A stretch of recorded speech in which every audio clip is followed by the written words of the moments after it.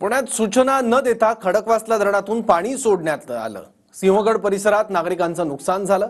आज दुसऱ्या दिवशी पुण्याचे खासदार आणि मंत्री मुरलीधर मोहोळ पाहणीसाठी आले, मात्र चंद्रकांत पाटलांसह सुप्रिया सुळेंनीही पाहणी केली, पण नागरिकांनी संताप व्यक्त केलाय। पाहूयात।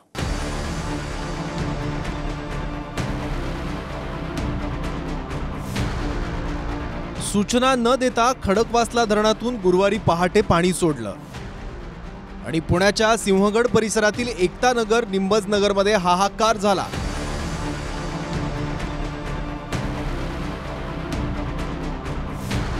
घरांमध्ये 4-4 फुटांपर्यंत शिरलेलं पाणी ओसरलं, पण चिखल गायब आहे।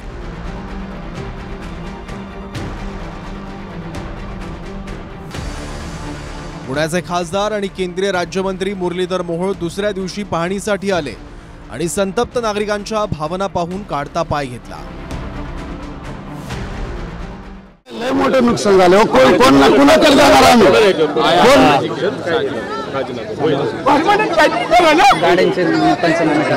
बरोबर आहे ना? बरोबर आहे।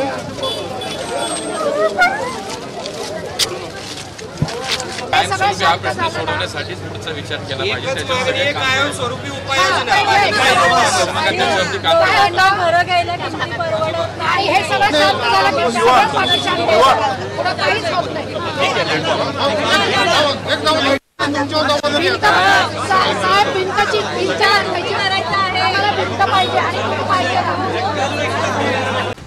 सिंहगड परिसरातल्या नागरिकांचा प्रश्न हाच आहे की खडकवासला धरणातून 45,000 क्युसेक वेगानं पाणी सोडायचं होतं, तर अलर्ट का नाही दिला?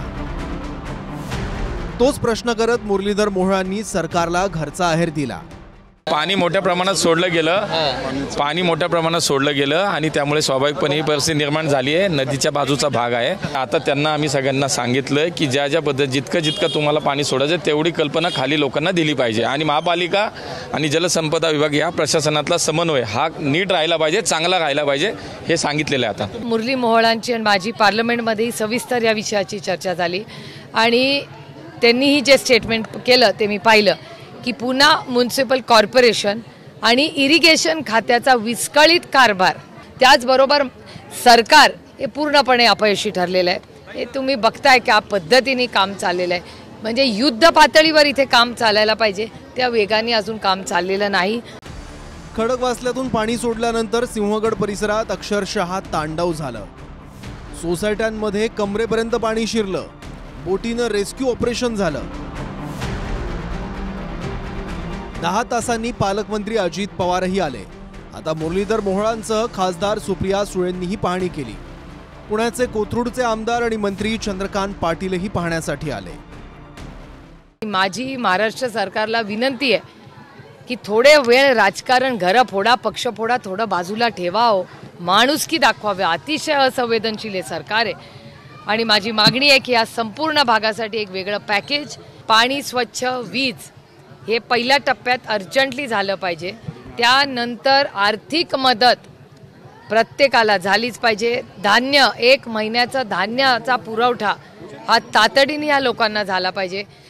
सरकारकडून चालणार नाही, ते सरकारचं चालू द्या। पंचनामे होतील, GR काढून बसणार, मग घरं अर्धवट पडली तर 15 द्या, पूर्ण पडली तर 50 द्या, असं ते मोठा GR आहे। माझं काम उद्यापासून सुरू होईल। काल सुरू झालं, सगळ्यांना चहा, नाश्ता, जेवण सगळं आपण देतो, ब्लँकेट दिली। आता उद्या सगळ्या 200 घरांमध्ये रेशनचं महिनाभर पुरवणारं किट जाईल। शालेय मुलांचं साहित्य वाहून गेलं आहे असं गृहीत धरून, भिजलं आहे असं गृहीत ते जाईल। सरकारचा याच्यातला अतिशय सायंटिफिक GR 19ला तयार झाला, त्याच्या आधारे यंत्रणा काम करेल। एकता नगर आणि निंबज नगरमधील जवळपास 200 घरांमध्ये मोठं नुकसान झालंय। त्यांनी अनेकांच्या डोळ्यात अश्रू आहेत। घरातला चिखल साफ झाला, पण संसार मोडून पडलाय।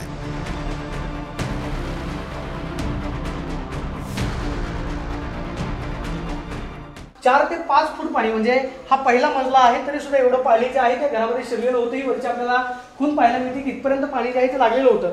कल्पना करा की एवढ्या पाण्यामध्ये घरातील लोक कसे राहत असतील. मात्र ज्यावेळेस पाणी आलं त्यावेळेस या पाण्याच्या भीतीनं हे सगळे नागरिक जे आहेत ते घरातून बाहेर पडले. पाण्याची काही व्यवस्था नव्हती आणि सांगितलं नव्हतं. 2 वाजता रात्री पाणी सोडण्यात आले. हे लय चुकीचं आहे. ते काहीच नाही घरात माझं, काही म्हणजे काहीच नाही आहे. एवढं मी महिन्याचं सामान भरलं तो पण सगळं गेलंय. काही म्हणजे मला आता तर काय बोलायचं तेच कळत नाही. माळी कुटुंबियांची जशी अवस्था आहे तशीच परिस्थिती श्याम सुंदर यांच्या घरातली आहे. घरात पाणी आणि चिखल शिरल्यानं कपडे सुद्धा शिल्लक राहिले नाहीत. आता पूर्णपणे या ठिकाणी पावसामध्ये भिजून गेलेलं आहे. खरं तर संसार उभा करताना प्रत्येकाला आपल्या पोटाला चिमटा घेऊन प्रत्येक साहित्य जो आहे घरातलं जमा करावं लागतं. मात्र हे संसार उपयोगी सगळं साहित्य आता पाहतोय की चिखलाने भरलेलं आहे आणि हे सगळं घर पाहिल्यानंतर प्रत्येकाच्या पोटामध्ये गोळा येतो. कारण ही सगळी परिस्थिती कुणाच्या नशिबी येऊ नये अशी प्रत्येकजण प्रार्थना करतो की असं पाणी घरामध्ये आल्यानंतर किती पद्धतीचा त्रास जो आहे तो सहन करावा लागतो. काही कळालं नाही मला. 10 मिनिटात पाणी इतकं प्रेशरने आलं जोरात. म्हणजे त्यांनी न सांगताच पाणी सोडलं. न सांगता हलगर्जीपणा त्यांचा झाला. पण गरिबाची आमची नुकसान झाली. परिस्थिती कशी आहे आता आणि सरकार आम्हाला आता देईल कवा मदत. आज आमचे किती दिवस हे हाल होतात आहे. कागदपत्र तर काहीच नाही राहिले. पूर्ण गेले सगळं. कागदपत्र सगळं गेले पूर्ण. हे फणक्याच्या वर पाणी हे काय दिसतंय ना. हे कपाटात पण काही कपडा एक घालायला सुद्धा नाही. ह्या वरच्याने एक साडी दिली मला सकाळी तेवढी बस. म्हणजे सगळं पाण्यानं सगळं. आणि मालक असे यांनी एक शर्ट दिलं त्याच्यावरच आहे. तरी पण इथपर्यंत कुणी आलेलं नाही.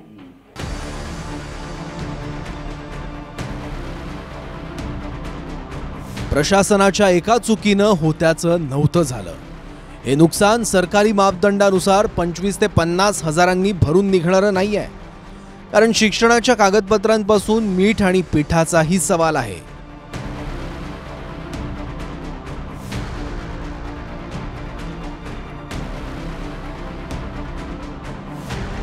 योगेश बोरसेसह प्रदीप कापसे, TV9 मराठी, पुणे.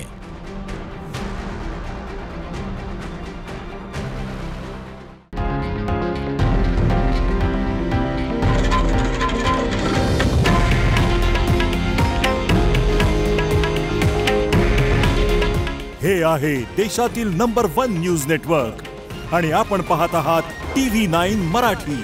काळजी तुमची, हित महाराष्ट्राचं.